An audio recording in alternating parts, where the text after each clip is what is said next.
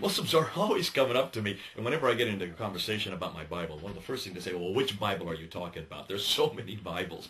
They say there is the NIV, New International Version. There is the KJV, King James Version. They go the NASB, New American Standard Version, the Living Bible, the Good News for Modern Man. You name it. There's so many different Bibles proving, they say, that it has been corrupted. You're changing it as you go, and as you don't like something, a new problem comes in, you create a new version of the Bible. Now, what Muslims don't understand is, yes, we do have many different versions in the English language of the Bible. Get the difference.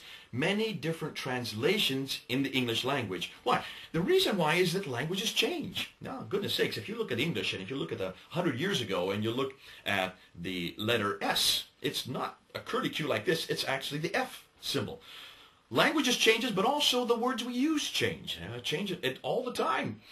Hey man, those are some great looking threads, or those are some bad threads. Means I have a good looking shirt. That's modern urban talk. Because of that, we've got to keep up with the modern language. And so what happens is that many different translations of the Bible have been put out. Each one goes back to the Greek for the New Testament, goes back to the Hebrew for the Old Testament, pulls out the Greek and the Hebrew, and translated it in the modern standard English. Now, the Muslims have the same problem. You look at the Quran. Okay, now this one I have in my hand here is Hilali's translation.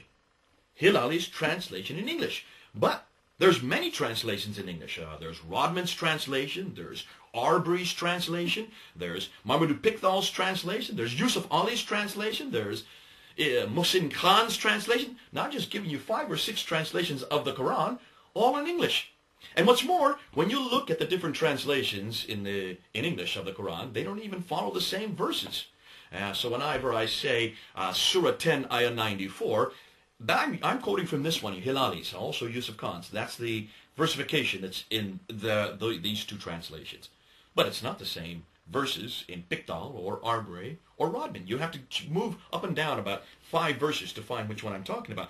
So when the Muslims claim that we've corrupted because we have different translation, that claim comes right back on the Quran. You've got many different translations, all in the English language. Make sure you get your arguments right. It's not different Bibles. It's just different translation. They all go back to the original Greek and Hebrew for the Bible, as the Quran goes back to the original Arabic.